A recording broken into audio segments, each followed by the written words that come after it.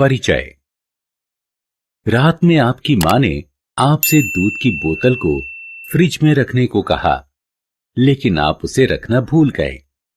अगली सुबह आप देखते हैं कि दूध खराब हो चुका है। क्या आप खराब दूध से बढ़िया दूध को वापस प्राप्त कर सकते हैं? जी नहीं।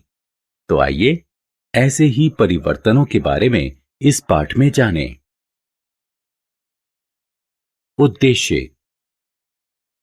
इस पाठ के अंत में आप निम्न करने में सक्षम हो जाएंगे। रासायनिक परिवर्तन का वर्णन करना, रासायनिक परिवर्तन का उदाहरण देना। रासायनिक परिवर्तन: कोयले को जलाना, दूध का खराब होना, लोहे का जंग लगना और तांबे पर हरी झिल्ली का बनना रासायनिक परिवर्तन होते हैं।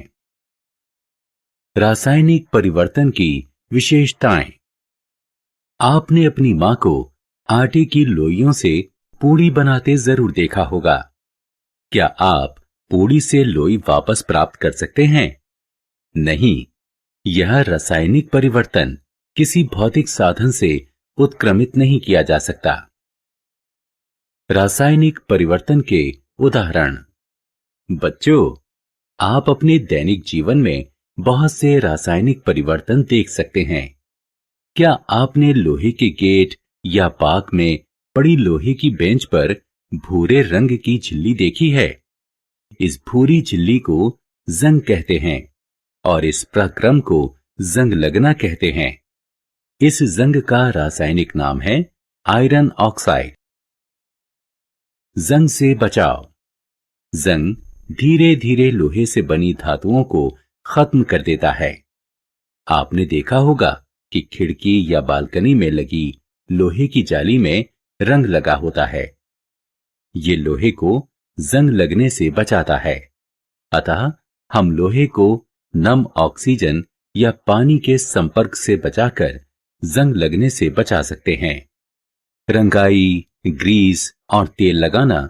लोहे पर जिंक की परत चढ़ाकर, जिसे यशद लेपन यानी गैल्वेनाइजेशन कहते हैं, और क्रोमियम की परत चढ़ाकर जंग से बचाया जा सकता है। रासायनिक परिवर्तन के उदाहरण। मैग्नीशियम की एक पट्टी लीजिए। इसके एक सिरे को लौ के करीब ले जाइए।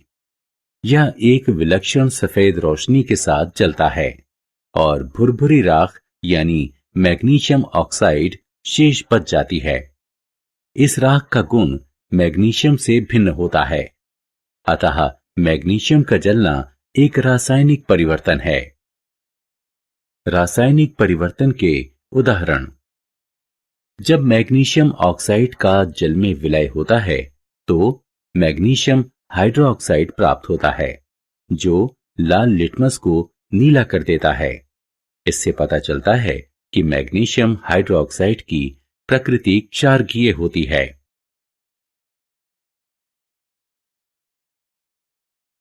रासायनिक परिवर्तन के उदाहरण। आइए एक प्रयोग करें। एक बीकर में 1 चम्मच कॉपर सल्फेट लें। लगातार हिलाते हुए इसमें 100 मिलीलीटर पानी मिलाएं। इस विलयन में कुछ बूंदें सल्फ्यूरिक अम्ल की मिलाएं।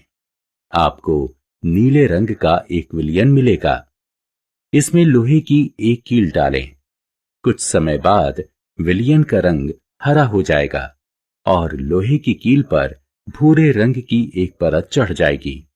ये परिवर्तन आयरन सल्फेट विलयन और कॉपर बनने के कारण हुए हैं। रासायनिक परिवर्तन के उदाहरण।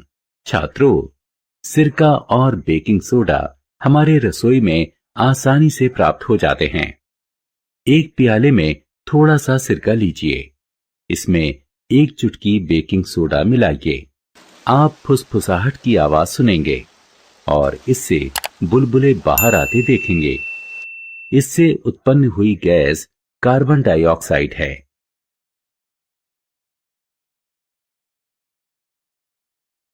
रासायनिक परिवर्तन के उदाहरण। उपरोक्त प्रयोग में यदि कार्बन डाइऑक्साइड चूने के पानी से गुजरती है तो चूने का पानी दूधिया हो जाता है। रासायनिक परिवर्तन का प्रयोग। छात्रों, क्या आप हमारे जीवन में रासायनिक परिवर्तन के महत्व को जानते हैं? ये अयस्क से धातु निकालने, दवाइयों के निर्माण, कृत्रिम और उपयोगी वस्तुएं जैसे साबुन और प्लास्टिक, फाइबर, खेती के लिए खाद और कीटनाशक में उपयोगी है।